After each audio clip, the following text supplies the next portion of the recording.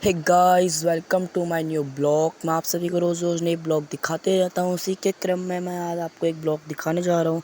हमारे गांव का एक प्रसिद्ध मंदिर है जिसे दीपाकोट के नाम से जाना जाता है। तो दोस्तों, आज आपको दिखाऊंगा कि वहाँ पूजा जाती है तो कैसा होता है। तो दोस्तों, अब मैं सोच रहा हूँ अपनी टबेरा में बैठ के जाने की। तो दोस्तों, मैं अपनी टबेरा में बैठ चुका हूँ।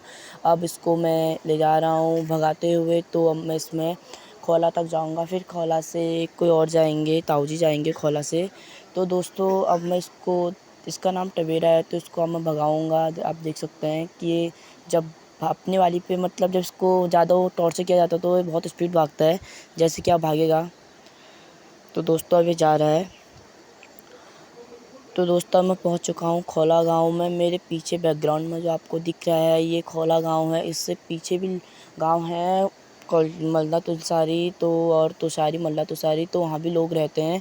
तो वहाँ ज़्यादा लोग पहले रहते थे क्योंकि वहाँ लोग जो थे वो खेती करते थे और वहाँ खेती अच्छी होती थी, इसलिए लोग रहते थे। तो दोस्तों, यहाँ से खड़ी चढ़ाई है, इसलिए अब मैं घोड़े में उतर चुका हूँ। अब ताऊजी बैठेंगे जो उतनी खड़ी चढ़ाई नहीं चढ़ पाएंगे।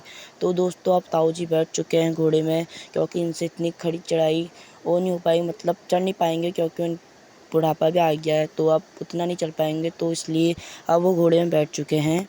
तो दोस्तों, अब सबसे नीचे ये दीपाकोट का गेट है, यहाँ से शुरू है। तो यहाँ से जो मतलब जो रास्ता बना है वो सीधा दीपाकोट तक ही दीपाकोट जाकर रुकता है। और यहाँ पे मंदिर भी बना रखा है, जो मतलब उतने ऊपर जो लोग नहीं जा पाते तो बाहर से आते हैं तो यहाँ पूजा कराते हैं। और फिर दोस्तों, अब मैं पहुँच चुका हूँ खात में यहाँ पर से अब बहुत ही नज़दीक है दीपाकोट। और दीदी भी आ रखी हैं, पूजा दीदी अब थक चुकी हैं। और हमारे मुकेश भाई भी आ रखे हैं जो हमारे साथ घर से आ रखे थे। तो दोस्तों, यहाँ ऊपर मतलब कुछ हुआ होगा, बादल फूटा होगा, तो यहाँ पूरा ऊपर से जितना भी पत्थर वत्थर थे सब यहाँ बक के आ गए। और दोस्तों, अब यहाँ पर से मतलब उनके लिए मुश्किल हो रहा था, घोड़ों के लिए जाने के लिए मुश्किल हो रहा था। फिर हमने रास्ता साफ़ किया, फिर वो घोड़े जाने लग गए। और ये यहाँ का रास्ता है। तो दोस्तों, अब ये रास्ता है और यहाँ पे काफ़ल के पेड़ भी हो रखे थे। तो जब मैं पिछली बार यहाँ आ रखा था पूजा में, तो तब मैंने खाए थे। और पूजा दीदी अब यहाँ लकड़ी चढ़ा रही है। इनको वन देवता कहा जाता है, यहाँ पे ज़रूरी चढ़ानी पड़ती हैं लकड़ियाँ। और दोस्तों, यहाँ से भी अब खड़ी चढ़ाई है, मतलब यहाँ से थोड़ा सा नज़दीक है। तो दोस्तों, फाइनली मैं पहुँच चुका हूँ दीपाकोट। तो दोस्तों, अभी दीपाकोट आ चुका है, तो आपको दिखाऊंगा यहाँ क्या क्या होने वाला है। और नीचे आपको जो दिख रहा है यहाँ ये धर्मशाला है, इसमें लोग बैठ के खाना भी खाते हैं। और ये लोगों ने यहाँ अपने मन से घंटियाँ चढ़ा के, मतलब उन्होंने बोला होगा कि हम ऐसा करेंगे, तो इसलिए उन्होंने घंटियाँ भी चढ़ाई है। और हमारे दीपा माई का निवास। और दोस्तों, यहाँ भी आपको दिख रहे होंगे घंटियाँ चढ़ा रखी है। और दोस्तों, कौ देवता का मंदिर है, इसलिए इसको बाहर बनाया गया है। और यहाँ पे भी लोग धूप अगरबत्ती करते हैं। और नीचे आपको बताया था मैंने, ये धर्मशाला है। और दोस्तों, आप देखिए पंडित जी से लोग पाठ पढ़ा रहे हैं। और यहाँ पे आप क्या कहते हैं, वो आरती कर रहे हैं, मतलब चारों दिशा में वो कर रहे हैं। बुबू जी जो मैंने बताया था आपको, ताऊ जी घोड़े में बैठ के आ रखे हैं। तो दोस्तों, इन पे देवता आते हैं इसलिए ये कर रहे हैं।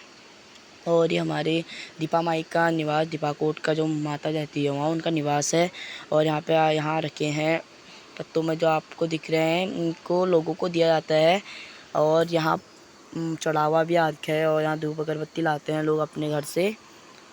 और दोस्तों, ये यहाँ घंटी है, तो आपको दीपाकोट का जो बाहर का व्यू है वो दिखाऊंगा। तो दोस्तों, ये दीपाकोट का जो बाहर का व्यू है, तो इतना शानदार व्यू है। तो दोस्तों, जहाँ आपको दिख रहा है कोहरा लगा है, तो उसके पीछे जो हिमालय साफ दिखता था, पर यहाँ वो कोहरा लग गया, तो इसकी वजह से वो नहीं दिख पा रहा है। और अगर आप मेरे चैनल पर नए हैं तो मेरे चैनल को सब्सक्राइब करके बेल आइकन हिट ज़रूर करना, ताकि मेरी जो मस्त वाली वीडियो आप तक पहुँच पाए। और दोस्तों, उसके पीछे पिनातेश्वर मंदिर भी, अगर जब कभी मैं जाऊंगा तो आपको ज़रूर दिखाऊंगा वो मंदिर को भी। Thank you.